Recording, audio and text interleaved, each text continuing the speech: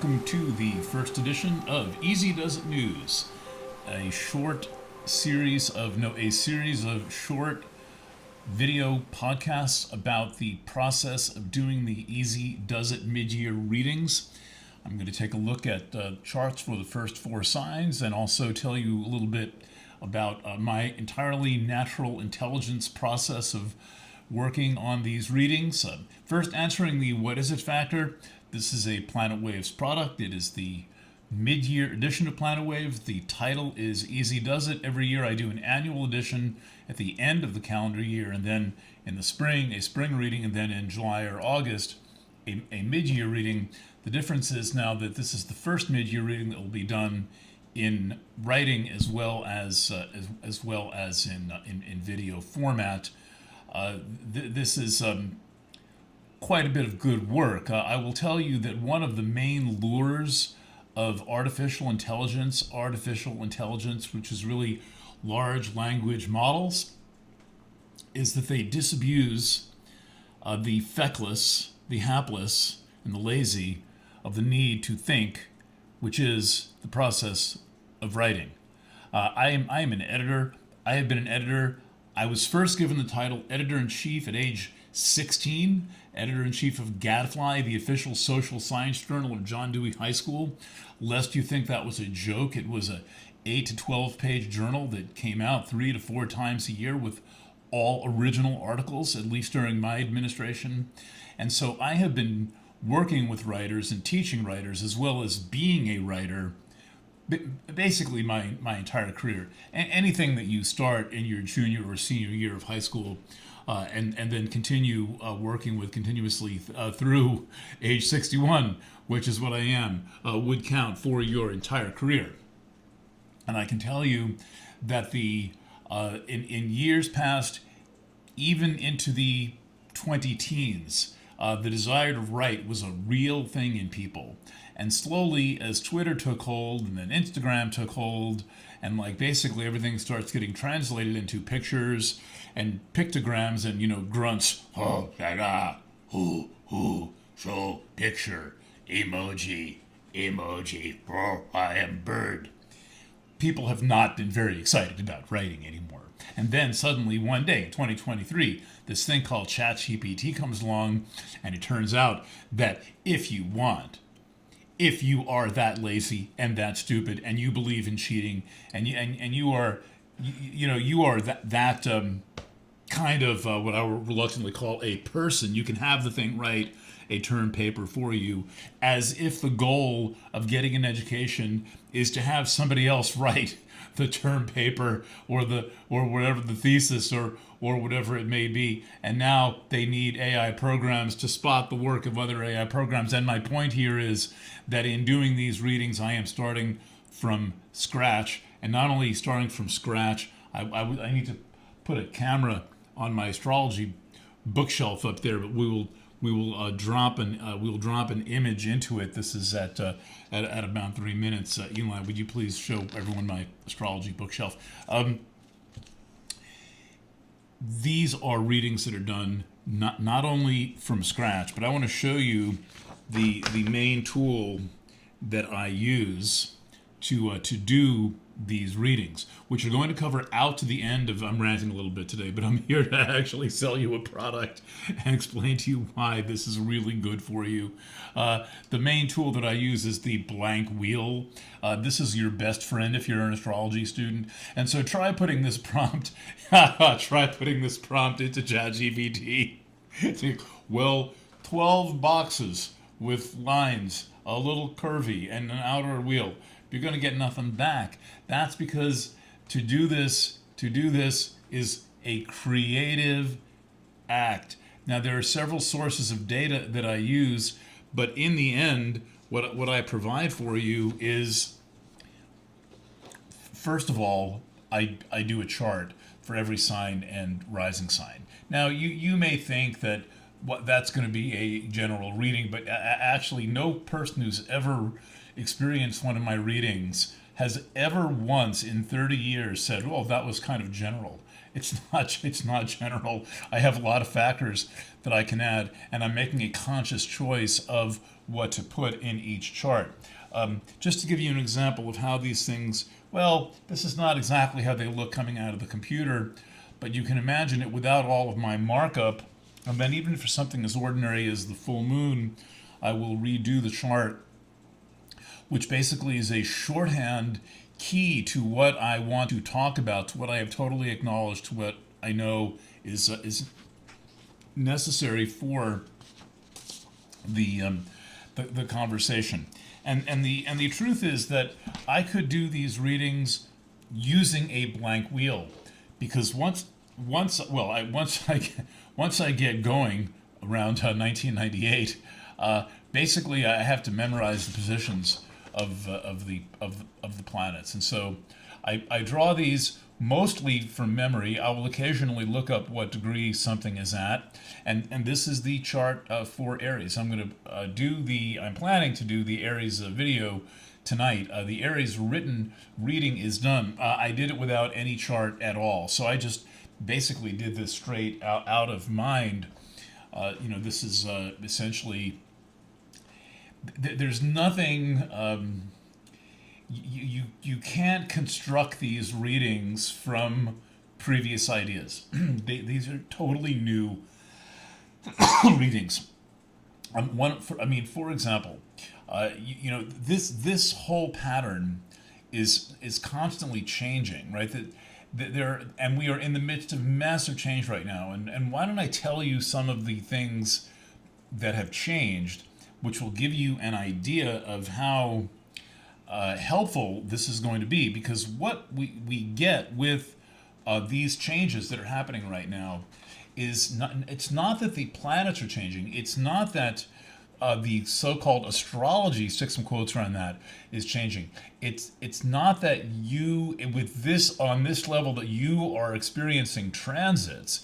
It's that your entire registration of who you are, your relationship, your ego's relationship to your soul, your personality's relationship to whatever you feel may be a deeper factor, is completely changing. And the reason that you are completely changing is that our environment is changing very, very quickly, and mostly astrology is a metric of a demonstration of a kind of a metaphor for the changing environment. And so if before I knew about this forthcoming AI onslaught, when like the rest of you, I was thinking about the election of 2024 and what was going to happen if Trump got into office and all of this stuff, when really all of those tech giants sitting in the first row at the inauguration, right behind the new president, or the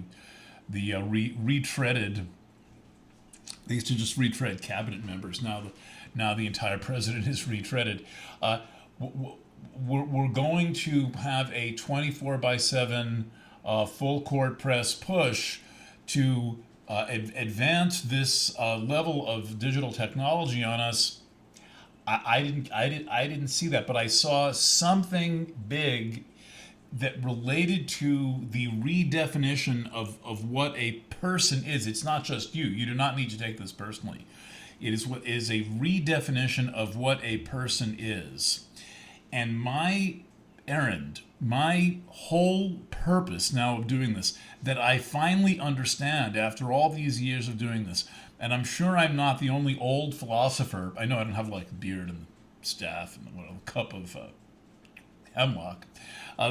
Has thought, oh, now I see what I've been working up to all these years. Now I see what I've been prepared for. Now I see what I'm getting at. And the thing that I have been prepared for, and the thing that I am here to offer in assistance to you, is keeping your focus on who you are, remembering, reattaching, and being present for who you are.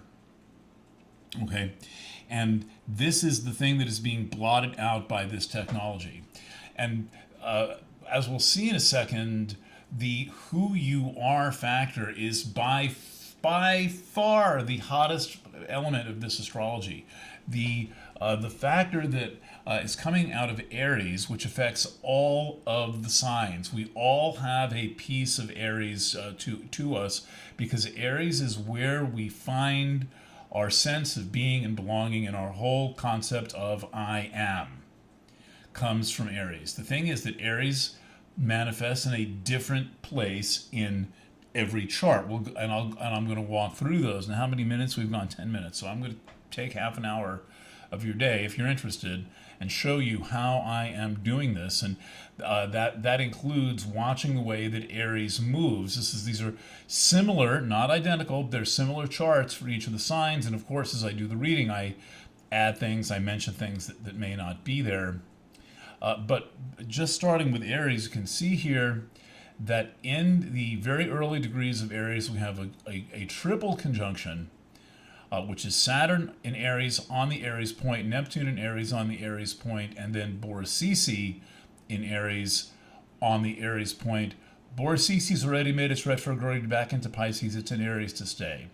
Boris is a little like a combination of Saturn and Neptune, because it's about discerning what is true and what is not true. It is about what is solid, tangible, and real versus what is some form of a fantasy, what is some form of a lie.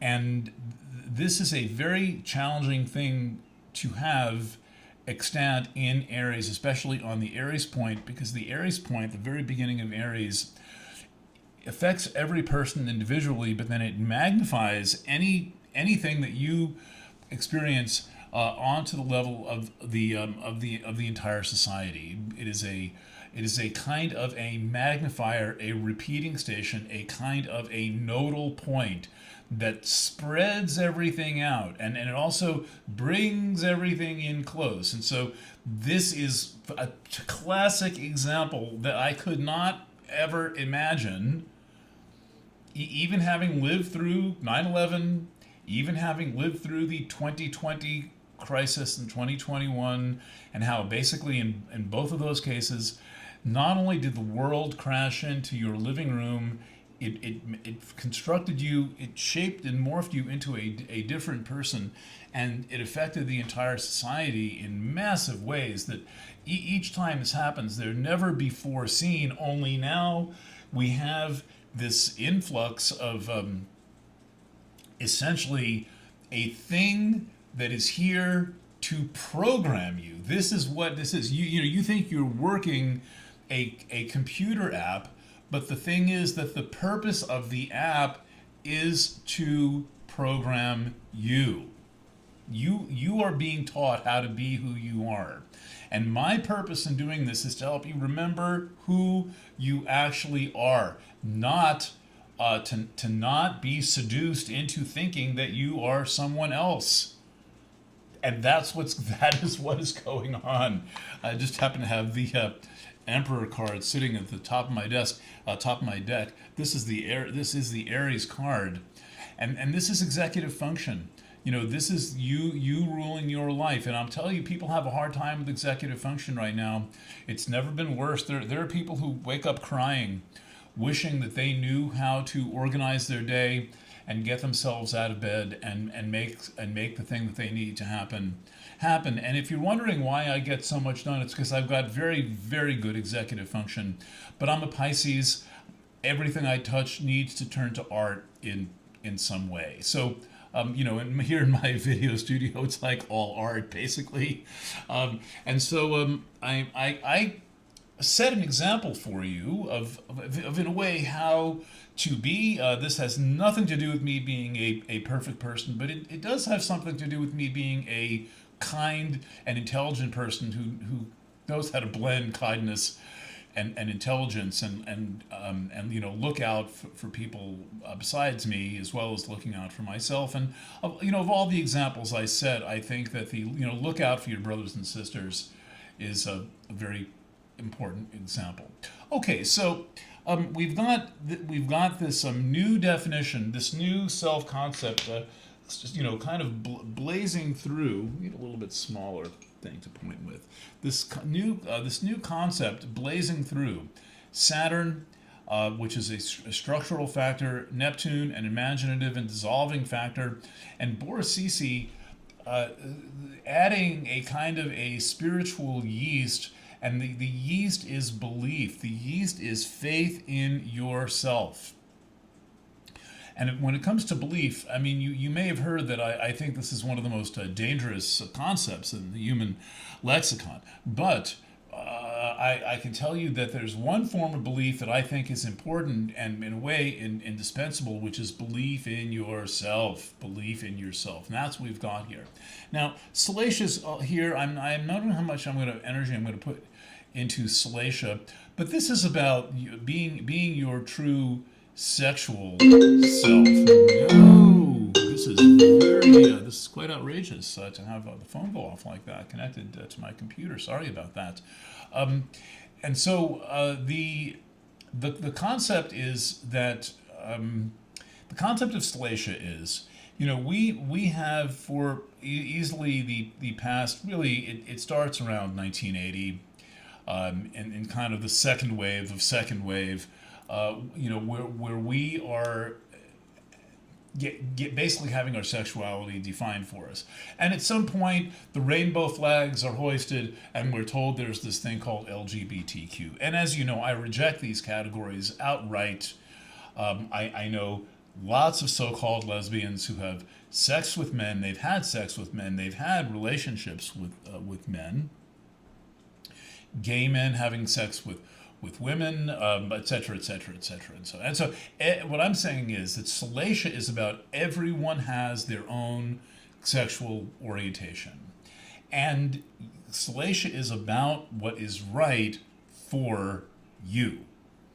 The thing that is right for you in terms of your sexual and relational orientation. Okay, so that's working in early Aries as well.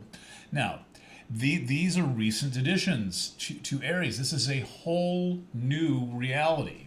And it's not merely that the whole new reality is being thrust on us by Sam Altman and Elon Musk and X and Doge and all this crap, right? What's going on is that the entire environment is shifting, and astrology is a picture of the deep background, the invisible deep background.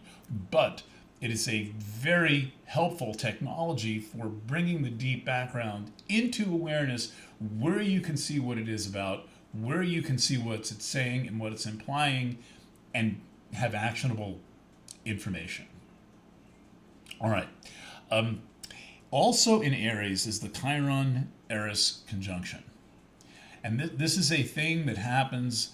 Maybe the last time it happened was 71, 72. So now it's, there's sometimes I can do math on the fly, sometimes I can't do math on the fly, but that was about 55, 56 years ago. This started having its influence around the time of the Woodstock Festival. It's trailing off around the time of the Nixon resignation in Watergate, which was very much a factor of the Chiron Eris conjunction. We seem to be post-scandal right now, where people would believe it if they found out the government were opening a website, porno.gov, with all the pictures that skimmed from your private albums and sending your junk to everybody. Oh, now we can all see that.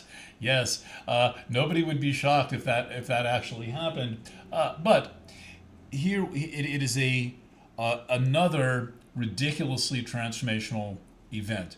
And every time I talk about this, I can't believe these things are all happening at the same time. It is astounding that they're all happening at the same time, but that they are, and much more. So this conjunction begins to form in 2025. This conjunction forms in 2025, and then going back a couple of years, we have Pluto working its way in from Capricorn in 2023, all the way through late 2024. Boom, Pluto is here to stay now for about another 18 years. It's still way at the beginning of Aquarius. That's a major change. And then we have Uranus entering Gemini. This is huge. It takes 7 years to go through. Uranus takes 7 years to go through a sign. And the last time it was in Gemini was during the first major hiatus of computer science between 1941 and 1949. Basically, the birth of computer science when Alan Turing was still in business. And also, Sedna arrived in Gemini. Sedna with an 11,400 year orbit. Yes, it will take Sedna 11,400 years to go around Zodiac and come back. The last time Sedna was in early Gemini, it is likely that there were still some remnants of glaciers hanging around. We were in the kind of global warming period at the end of the last ice age, and this is taking a conjunction from Uranus. It is they are working together, describing a total change in the environment. All of these events describe a total change in the environment. Finally, something that I've noticed fairly recently is that on the day that Mercury goes direct, on August 11th, Mars is going to be in a grand trine with these planets in the air signs, making an exact opposition to Saturn, Neptune. There is a lot to talk about here. And what I do with these readings is I synthesize this. I bring it all together in a way that's human and comprehensible, not pretending to speak in understandable human language like these fucking chatbots in this plastic. It is like the Velveeta cheese of language. I mean, and if you ever lived in France and you go to your average farmer's market and somebody's got 50 kinds of cheese, you're not going to be that turned on by Velveeta cheese or Kraft American single slices. And I'm working with a bunch of other factors as well. For example, Jupiter is spending a year in the sign Cancer. I will be working this into every reading, and Mercury is retrograde in Leo, basically from the 18th through August 11th. Now, if this is going to get about 2,000 words of writing, it's going to get a video. It's going to take me a little while to do this, but it's happening, and once I start, I kind of proceed with determination, which seems to be kind of a Pisces thing with a little bit of Libra mixed in. All right, let's take a look at how this shapes up for Taurus. Now remember that in Aries, we're looking at Saturn, Neptune, Borisisi in the first house. We've got Pluto up in the 11th. We've got Uranus in the 3rd. We've got Jupiter in the 4th. That's very nice. And then we've got Mars making its grand entrance into Libra around August, maybe 8th or 9th, and then Mercury stations direct, and the whole thing engages. I think, by the way, that there is some big thing going on, and that we're going to have some kind of an August surprise when Mercury stations direct. That's an open prediction. All right, now here's how this looks for Taurus.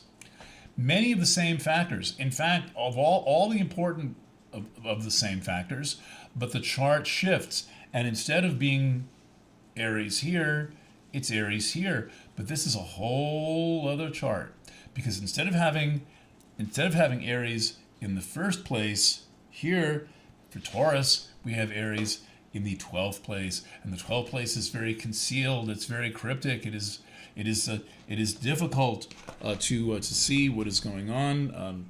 Pardon me, but I'm going to put in the Chiron Eris conjunction right there. Okay, it's like puppet theater.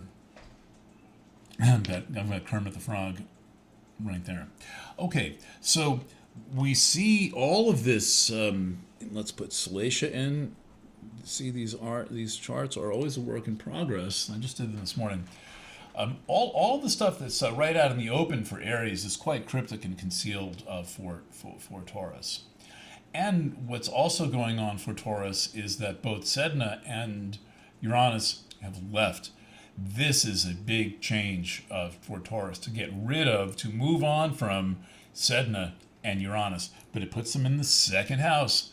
Very important to to understand what that's about. Here in the third house, we get this conjunction. It's a little more prominent now. This is a kind of survivalist quality to it, and it's also describes for Taurus the mental quality that is driven by emotional currents. Like Taurus is a very, very, very mental sign. Taurus's minds don't stop chattering, but the driving force of that is emotional, not mental. Why can I tell? Because that's Cancer on the third house. The third house of the mind is ruled for Taurus by Cancer, one of the most emotional signs. Mercury retrograde, meanwhile, taking place in the fourth. There's some rearranging of the home space there. There's some communication going on with housemates, with live-in partners. We see some creative congestion here with trans-Pluto in the fifth, but Mars is moving through the territory, and I show it landing in Libra, but Mars is all for the next 3 to 4 weeks. Mars is moving through here and pushing you to open up to yourself a little bit and be a little bit more creative. By creative, I mean to connect with your whatever it is you feel is your personal way of expressing yourself. One of my personal ways of expressing myself is, in addition to astrology, music. And when I can't get all the way across my studio to the analog instruments, the very nice electric guitar, the 12-string acoustic, and all that, at least there's a MIDI keyboard waiting for me. Okay, so Mars winds up in Libra in the sixth place. There's some work to do. I would suggest doing the creative part of the work now and the kind of like get it done part of the work starting in early August. Okay, so giving another example here. One of the things that Taurus has been through recently is Pluto going through Capricorn. Pluto has been through Capricorn. That went on from 2008 to 2024. And this was a major spiritual opening up and potentially a spiritual revival, and that the pressure has come off of that. But what we have in the ninth here are the aspect group that I'm calling the Hunger Games pattern, and this is suggesting a very careful review of the connection between you and your family on the matter of what you define as spiritual. There's a very conservative bent to Capricorn on the ninth house. It is not really very free to think, to imagine, to believe, to express one's beliefs as a kind of a orthodoxy to it. And the card that came out in response to this is the Magician. Just pull this right now. It's like you must be in charge of your tools. That's what the Magician card is about.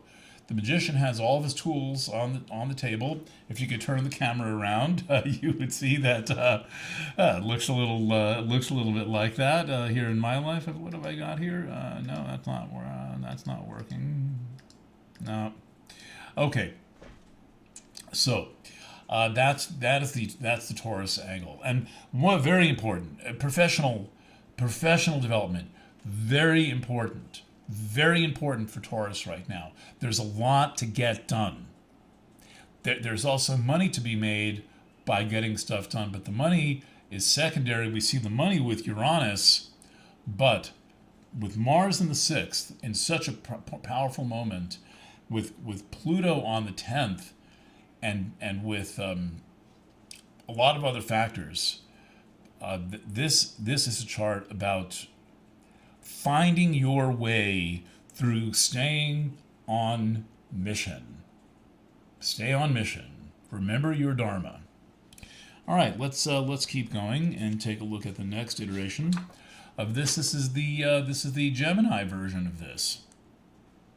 And in Gemini, we see that the Neptune, Uranus, Borisisi group has now shifted into a very social house. It's no longer hidden. The thing with Aries is that with Taurus is that having Aries in the 12th, that's the 12th. Having Aries in the 12th is a lot of internal pressure.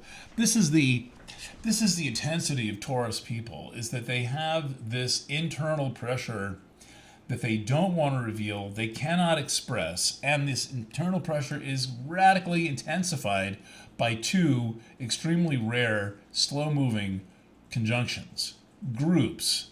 There's more than two conjunctions among these planets.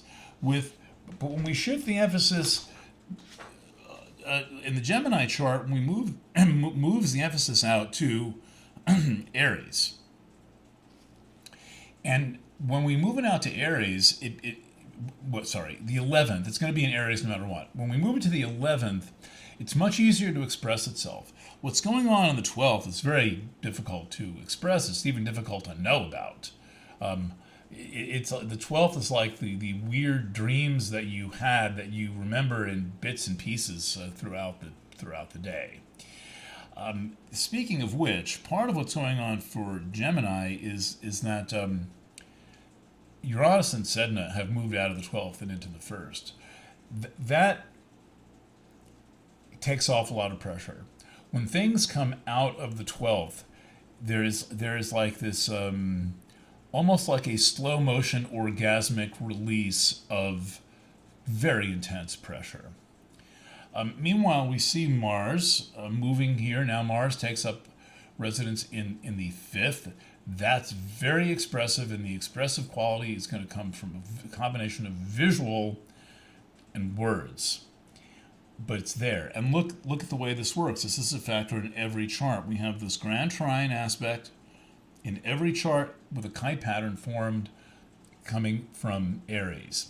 And so the way that I interpret this is that this triangle, to me, looks like this kind of vortex that's just going around and around and trying to swallow everyone. But the way out of this vortex is through honoring your actual self-actualization. Let me add in Eris, Chiron. I'm not doing these with a checklist. I just kind of do them, and then I scan them at the end. And so these factors now have become social factors. We've got Borisisi up here. I say social because that's the nature of the 11th. Now, this is a much better time for finding your way, having gotten Neptune out of the 10th for a Gemini. And so it's not compelling of a certain path in life as is Pluto on the 10th, as it is for Taurus, but rather it is liberating something. It's liberating something.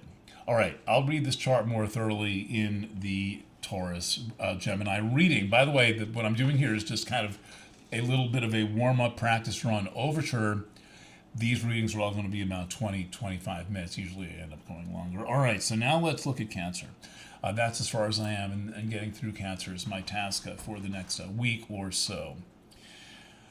A couple of big things happen. One is that the Aries group, and I keep forgetting to add Eris, Chiron. You know, it's like it's so there that its existence is implied.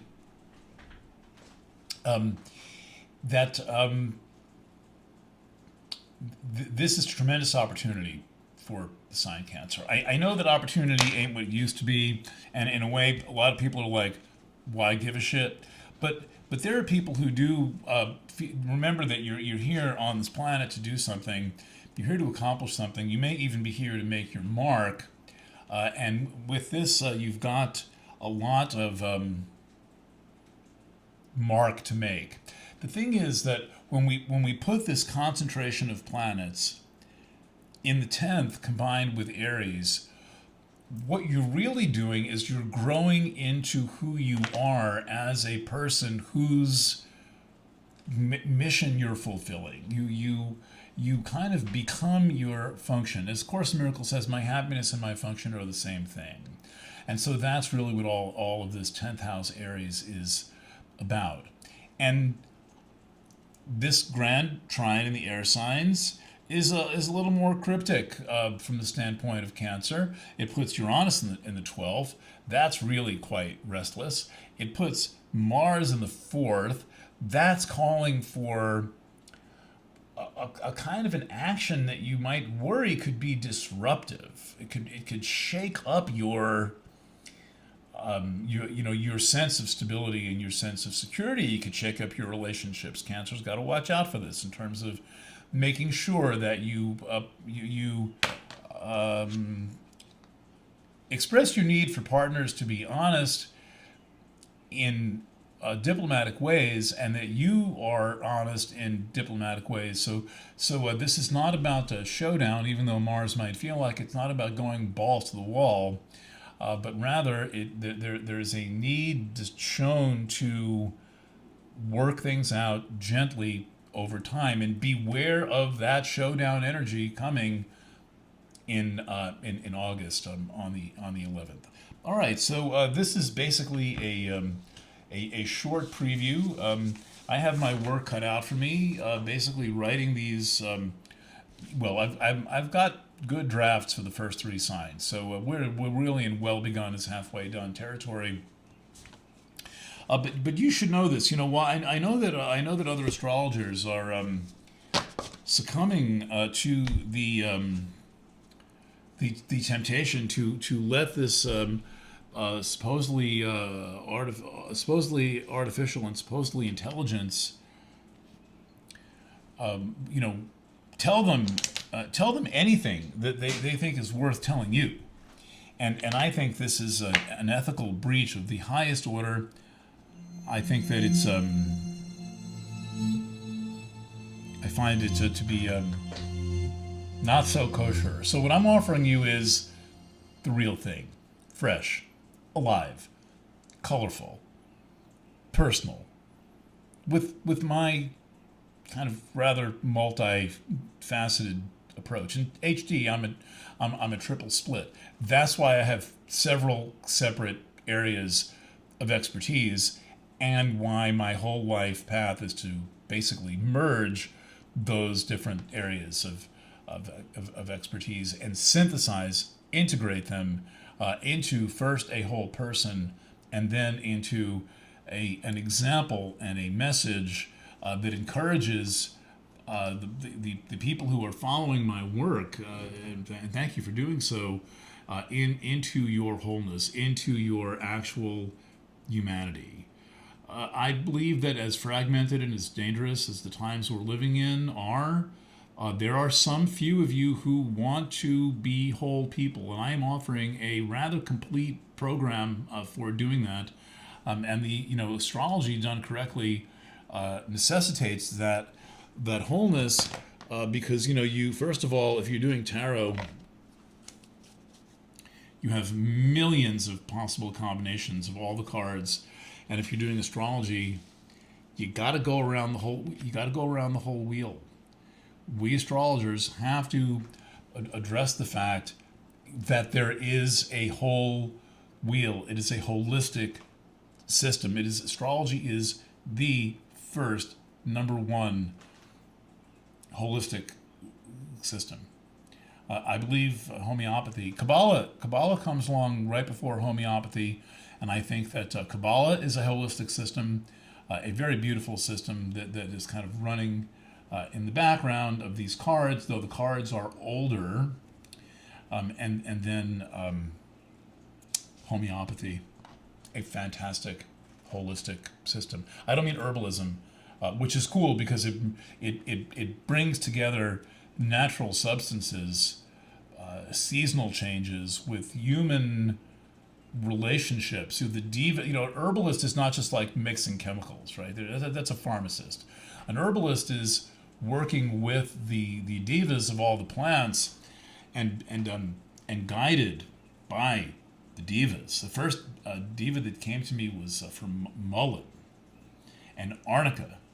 Homeopaths also can work with divas. I mean, homeopathy has to be divinely guided, as does astrology. All right.